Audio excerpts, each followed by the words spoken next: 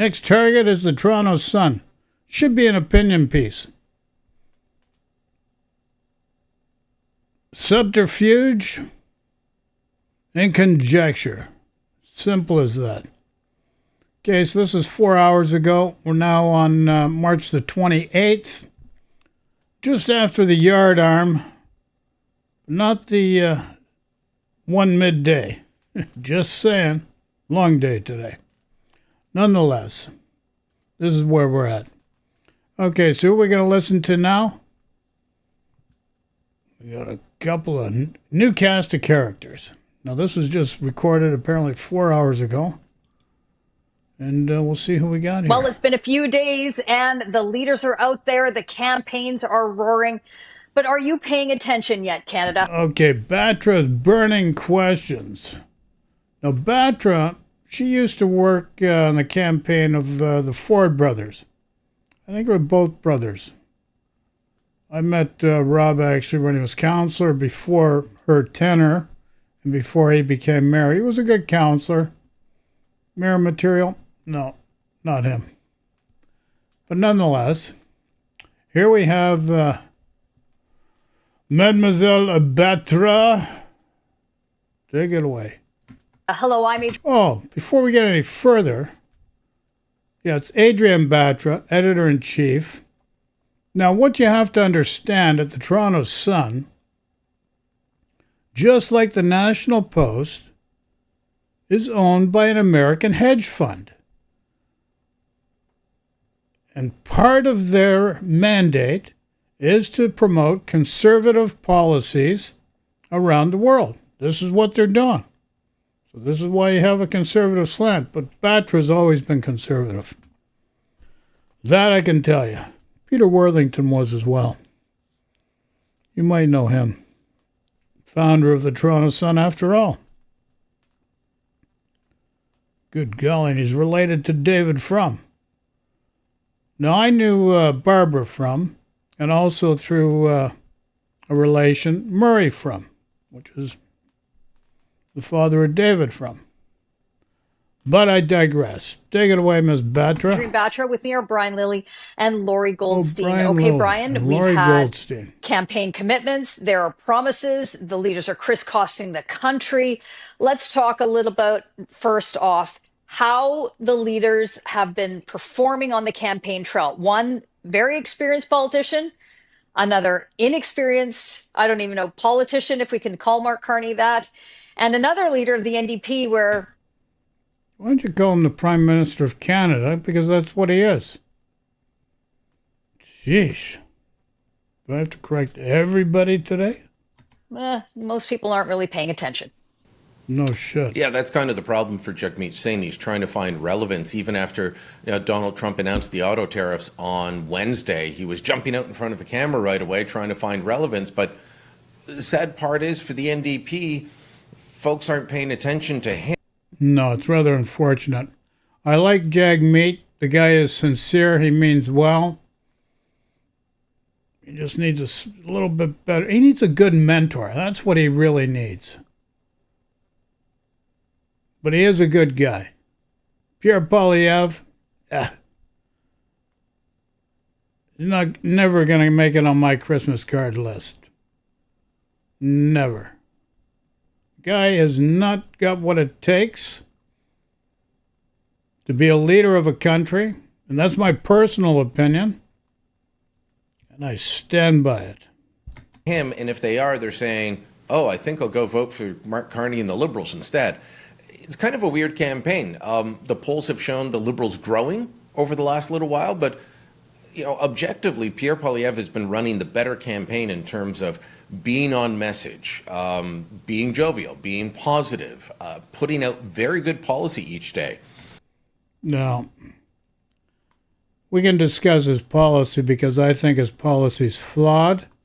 I don't think it works for the times. And I don't think he knows really how to do what's necessary to re-engineer the direction of the ship. And the ship is the country called Canada. And we have here before us Mr. Brian Lilley. Mr. Lilley, where's Stephen Ledrew? Tell Stephen I say hi, will you, please?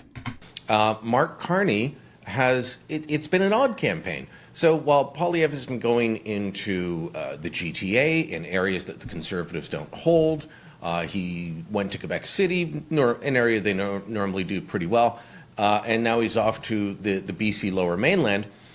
He's playing an offensive game. The Carney Liberals have been playing very defensive. They first went to St. John's, Newfoundland. Then they went to Gander. Then Halifax. Then Windsor. They were in areas that they already hold or they're expected to do very well in, regardless of how. Mr. Lilley, if I can interject, I think Mr. Carney looks a little more genuine in these settings, to be honest with you. Something about Pierre Poilievre just forcing himself a little too much. Just saying, sir. How the final outcome is. I mean, Atlantic Canada is going to go very liberal. And he has not had clear messaging. There was one day, I think it was Monday, I watched his message of the day announcement, watched the whole thing, and I got to the end and I thought, he talked about a lot of different things, but there was no clear message. And at various times, he's also been... Let's be clear on one thing. I actually disagree with you on that point, Mr. Brian Lilley, and I'll tell you about the tax cuts. The tax cuts by Carney amount to a family, same tax bracket, more for Poilievre than the one that Carney did. And over the tenor, if it's a 4-year tenor, Prime Minister and party, the Carney tax breaks will be less than $24 billion over a 4-year period. Whereas Poilievre's tax break is going to be $64 billion, which takes out of operation spending. And right now, because of the tariffs and what we've going on, or what we have going on, we need to be able to pivot in different ways. Number two, and that's where the extra wiggle room between 24 billion versus 64 billion. You can do a lot with 40 billion over the course of 4 years, especially if you're focusing on zero-sum economics. Now, we're not talking about net zero from a carbon factor. That's a different ballgame. Talking zero-sum economics, more like MMT, not Friedman-based. And this may be hard for you to wrap your head around, but that's where you really don't understand the brilliance behind what Carney's doing, because we need to re-engineer how we run this country, Canada. And so that's why Carney was in France. He was in the UK, making contact with Europe. Very, very important for the direction we need to go in. Now let's go on with the shoe. Snippy, condescending with journalists. Laurie, we know that the polls were roaring for the Conservatives before Justin Trudeau quit, and then the Trump factor comes in. We're going to dive a little bit deeper into that. But I'm wondering, from the Conservatives' perspective, they're still talking about the things that matter to Canadians, the affordability issues, the housing crisis. Affordability, that's a major problem for everybody.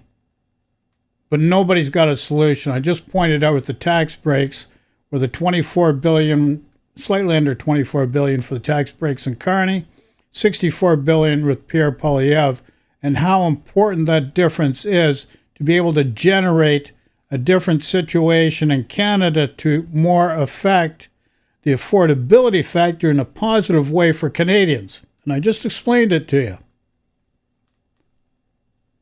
The high taxes. Do you see some of this messaging from the Conservatives? The Liberals seem to be taking some of that and putting that out there as their own. So, stealing Conservative ideas to make it Liberal plans. Nobody is stealing anything, mademoiselle. Why would you cast aspersions like that? Why would you make these inferences? Does not make you a better person. Does not make me a better person. does not help the situation. We're in a very unique situation. We have a predatory president of the United States that's a man-child. Fact of the matter, he's got Russia connections. He's run by Russia for the most part. And nobody realizes that. Everybody's trying to figure out, how can we figure out this guy? Decades he's been friggin' laundering money for the Russians, the Colombian cartel, and the Mexican cartel. Like, come on now. You can't do a deal with that guy because Trump misaligns every deal so that he is at an advantage and everybody else loses. You can't do a proper deal with this guy, Donald Trump. Only guy that bankrupt casinos. You got to work, you got to stick handle your way around different ways with him. Because of what I know about him, it cost me $40 to $50 million personally. And a lot of hard work was taken away because of that, because of what I knew. So just understand, this Trump card, everybody's trying to figure out his motives. Everybody's thinking he's playing four-dimensional chess. Forget it. It's a man-child. The guy's just a friggin' criminal. It's nothing new. The Liberals steal other ideas from the... And then Mr. Goldstein, the Liberals steal other ideas. Do you understand everything in this world? There's nothing new that's being put on the table. Everything's been out there before. It's just being regurgitated in different ways. Just saying, folks. Doesn't take an intellect to figure that out. Parties in elections and then ignore what they promised. But I think that, I think the most significant factor politically is what Brian identified first off. The NDP vote is collapsing, according to these polls. Yeah, the NDP vote is collapsing because the fact of the matter is Pierre Poilievre creates such a threat because he's very similar to Trump. Danielle Smith, in the Breitbart interview, stated that she spoke to the administration down in the States to actually hold off on the tariffs so that they could get Pierre Poilievre to the table because he would be better to deal with. This is a fact. I put a video out about this just a few days ago. She's on the record. So you guys can spin this any which way you want. But people, the general people, have to learn the difference and understand misinformation and when they're being misled for ideologies and values that may not serve you, the person that's going to cast a vote. So you, the person that's going to cast a vote, you need to do your information. Understand what you're doing, what's going to help you, your family, where you live in your community, your country, and vote that way. Don't listen to these other people. Find out for yourself what works for you, what is best for the people in your community, and understand tax breaks are not going to make you rich. It's just a way to bribe you. That's not going to change the affordability way of living to actually change your life in a very radical way that's going to have a profound impact. It's not going to happen. The economics are not there. The fiat, the framework of the construct of the fiat currency needs to be changed. And this requires a more elaborate concentration, but we got other factors at play here right now that are a threat, and the tariffs and the predatory Agent Orange, Russian Agent Orange, Donald Trump. We got to deal with that bird brain. Single digits. Given these current polls, they might not even make official party status if it holds until. So that's my apology. So that's why the NDP vote. I like Jagmeet Singh. I like him. He's a sincere guy. But he's not ready for prime time. I'm just saying that's my personal point of view. But you got to do your research. And that's why the NDP vote's going liberal right now. Because Pierre Poilievre, all he's going to do is rehash stuff that he did under a cabinet with Stephen Harper back in the early 2000s. That's all that he's going to do. He doesn't know anything different. Nothing original with him. Boosting up Liberal support. Most of the polls show either that Liberals and Conservatives Dang, let's move this ahead because, this is... that we're talking about in terms of what the economy was like I want to shorten prior this to video. the election. Mark Carney said in the Liberal leadership debate on February 25th, they were talking about the strength of the economy. And he went, I'd just like to say something about the strength of the economy. And what he said was by over-bringing in immigration and by overspending, he said, we were in bad shape before the tariffs. We're not in an ideal position to be able to handle the tariffs because of the financial situation. Yeah, immigration. And this is where everybody's scared the shit out of people because of the fear of immigration. Immigration's not raised rents to cause rents to be high. Immigration is always used, and was used very well by Joseph Biden to straighten out the economy in the U.S., which the U.S. had the best economy exiting from this pandemic. And inflation spiked in. You couldn't help it because inflation spiked. It hit every country around the world. And we're not going to get into the macro and microeconomic factors of that. But nonetheless, if Donald Trump had taken over Biden's economy and did nothing and just played golf, his economy would be a lot stronger right now. A lot stronger. He's killing the economy, probably going to go into a recession, create a recession around the world, maybe even a depression. We'll see. But he's just creating a lot of problems that are unnecessary and harm and pain and suffering for people that doesn't need to be. And it's because he's a man-child. He knows no better. Simple as that. That's what he says in the Liberal leadership race. Last week, he said, oh no, it was all Carney. Oh, so anyways, we did the same thing, immigration. But yeah, we took in too many immigrants in a short period of time. So it's going to take a little bit longer to filter back into our economy in a more positive way. But it will. That is the reality. If you understand how supply and demand by gross domestic product, cost of wages, immigration, GDP, then you'll understand. And I recommend there's a Australian economist, Stephen King, or Keene, K-E-E-N-E. Very bright, understands it. And the tariffs. So to me, you point out those discrepancies. Point out those issues. But as I say, we got a month to go. It's only been a week. It seems like a year, and we'll see what happens. Brian, I want to sort of pick up a little bit more. We saw Pierre Poilievre earlier this week out with an announcement with a massive turnout for at his rally, perhaps in areas where Conservatives never had that much support before. We're showing some video of that here, and then juxtaposing that again with Mark Carney, who isn't used to having to answer questions from the media. I get the impression, and I feel that this is in part why his team is bubble wrapping him. They're running like a 2020 Joe Biden campaign from the basement. They don't really want him out there, maybe one or two questions at an event. But I want to show this, like it feels like he's got a almost disdain for being questioned. Let's just have a look at this.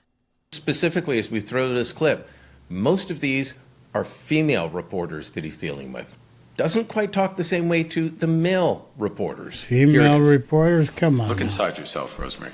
OK, tout. Ça suffit, hein? I wonder if people... Holy crap.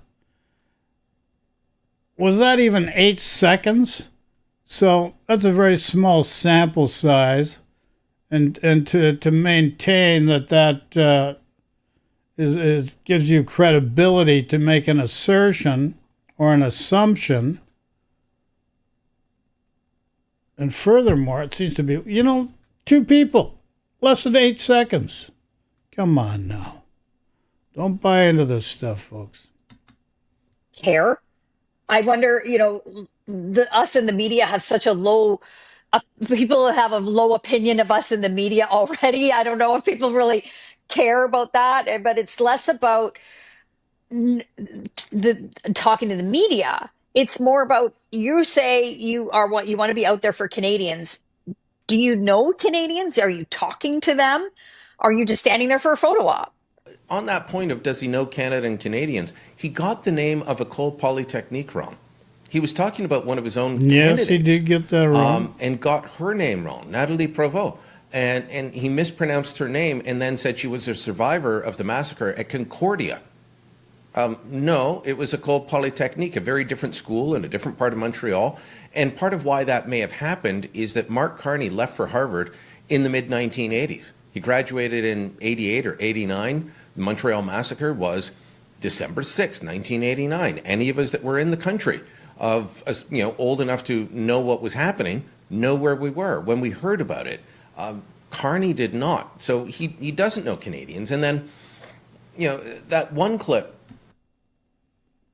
He did the best he did with, you got to understand, he's not a politician. And we really don't want, do you want a politician? Or do you want somebody that's going to get us out of this situation and move the country into a different direction? So, Mr. Lilley, you're going down a rabbit hole that just leads nowhere. But one thing about it, at least you're seeing the real Mark Carney. Of him telling a reporter, I believe from Radio Canada, CBC's French arm the other day, she was just asking him, are you going to talk to Donald Trump? She wasn't berating him. It wasn't a nasty question. This is just after the tariff announcement. And he's like, ça suffit. That's enough. Excuse me? What? Who are you dictating to? The guy was bank governor. And let me tell you, because I used to cover Mark Carney when he was bank governor during the financial crisis, a bunch of us who were political reporters had to go out and now cover the bank governor, which normally, you don't pay attention to that. Leave that to the financial guys. The financial guys, very deferential. It's a very different relationship. The bank governor just tells you what he needs to tell you. That's correct. And answers a couple of very nice, polite questions and goes away. It's not the free-for-all. It's not the bare-bone scrum that the political guys have. And he's not used to this. There is a long time left in the... Yeah, so what? He will get used to it. Pierre Poilievre is very acerbic, very controlling, and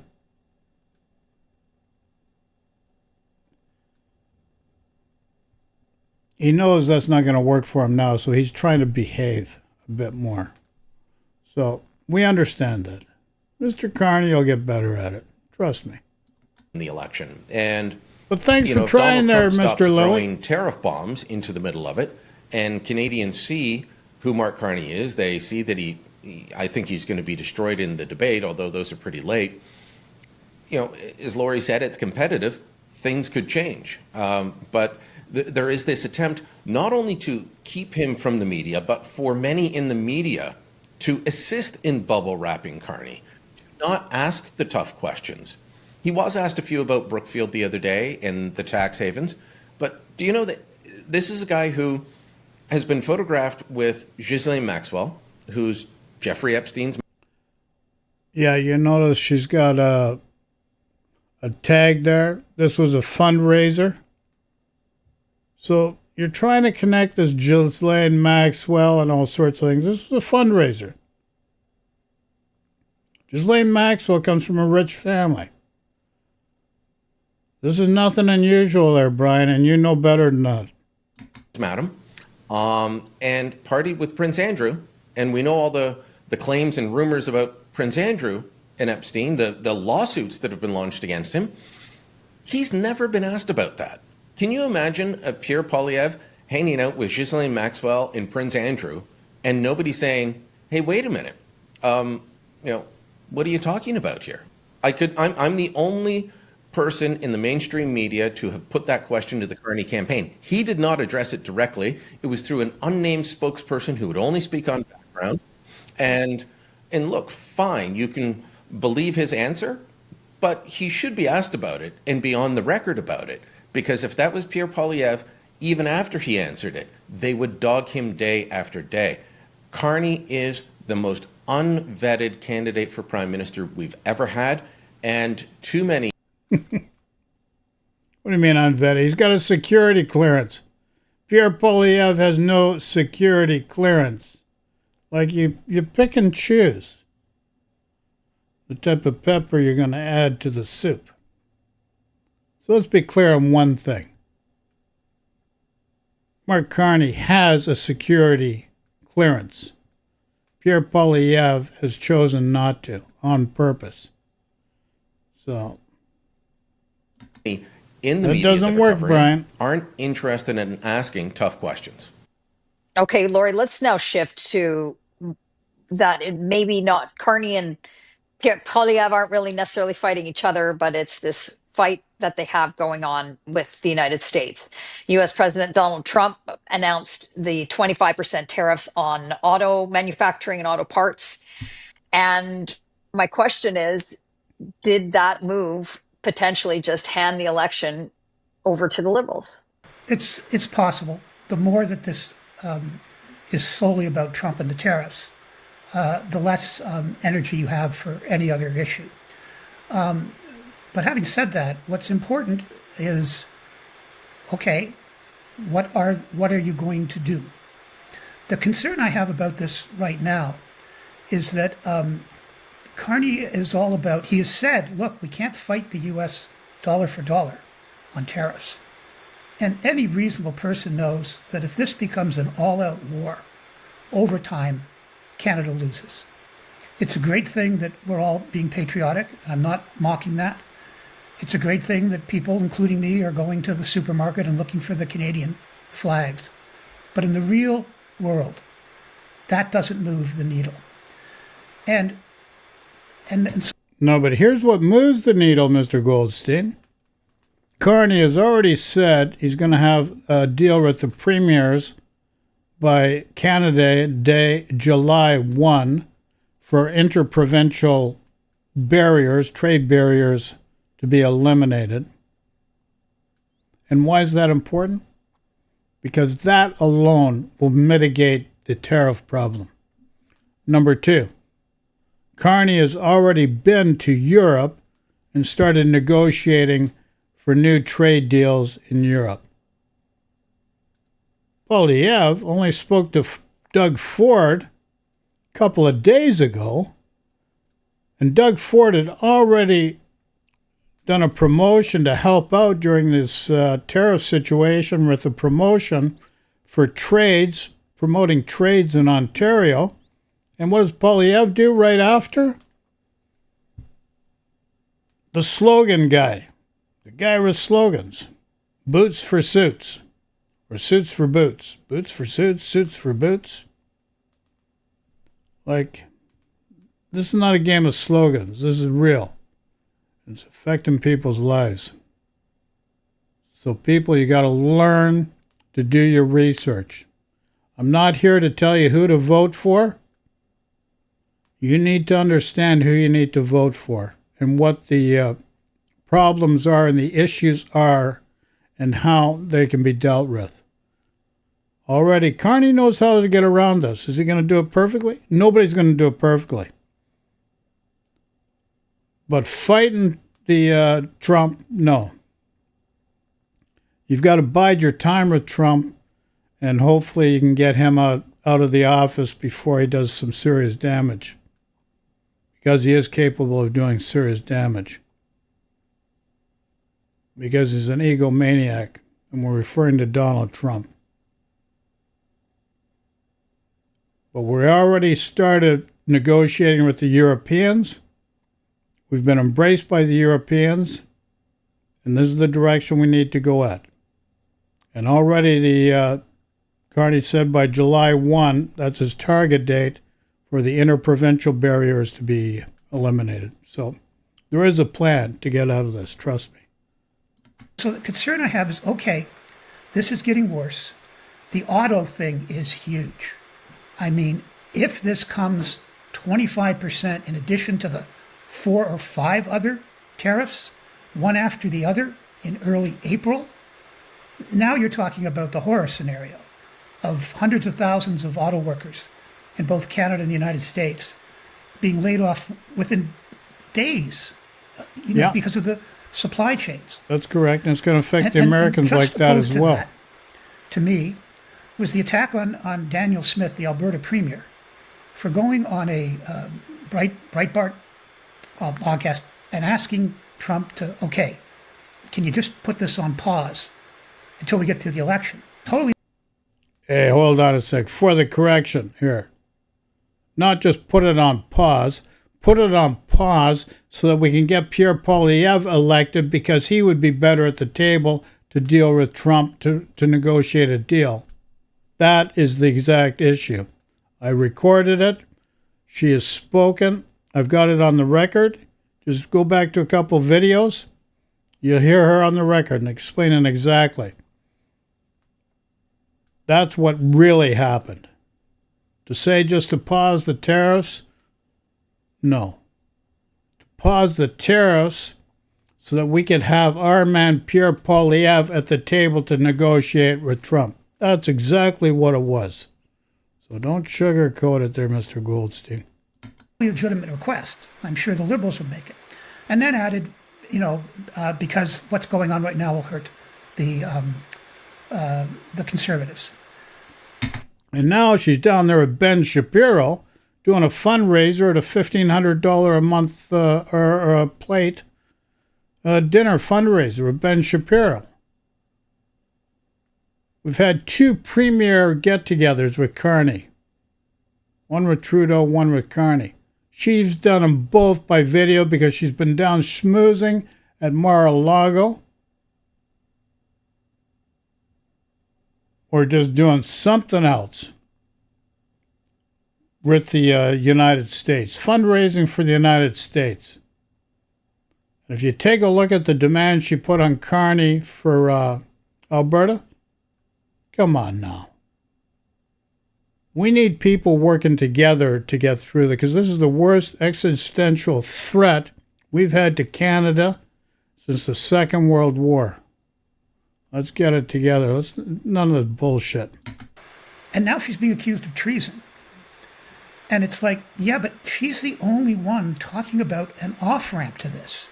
Like, we're heading for a brick wall at 100 miles an hour. Yeah, Goldstein. Yes, the Americans will suffer. But we will suffer much more because their economy is 10 times bigger than us.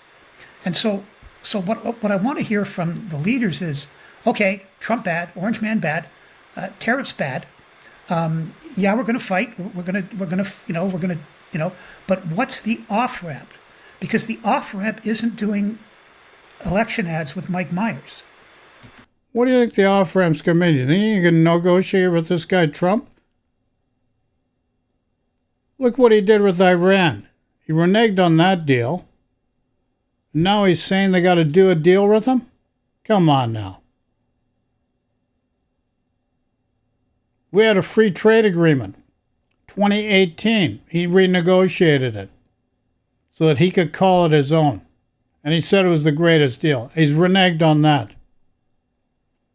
The guy has not done a deal. He's not a deal maker in the traditional sense. Just organized crime. He structures all deals so that he only benefits. And that's why they always go to court. That's why the Trump Tower in Panama, Trump Tower here in Toronto, all went to court. Even though it's financed with friggin' Russian money. Laundering Russian money. I know about this because I know the guy that hooked Trump up with friggin' Boris Yeltsin and subsequently to Putin.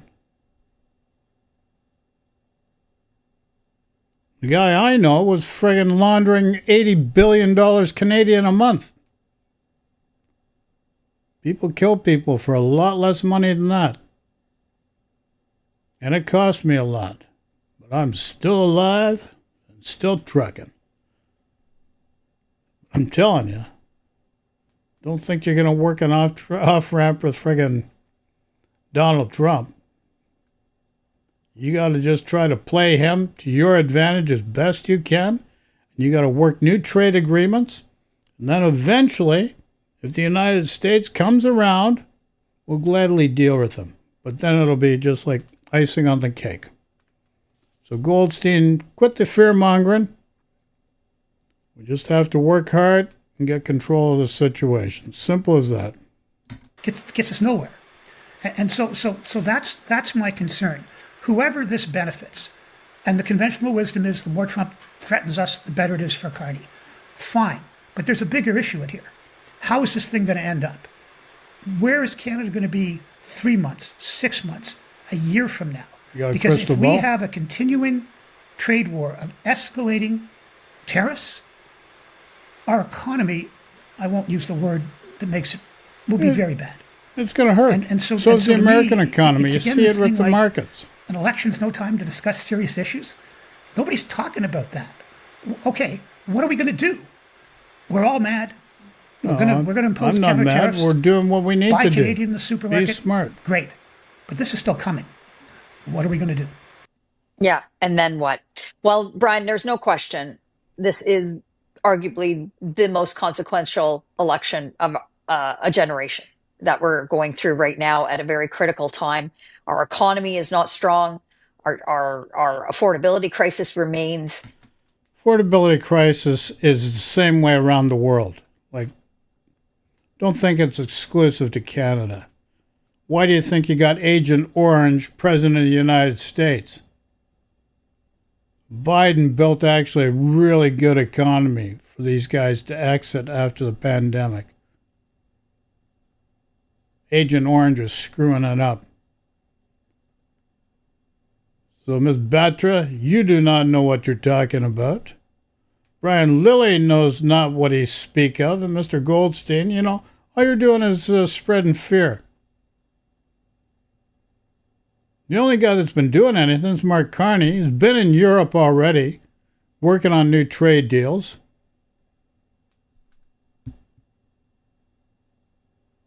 So, get over yourselves.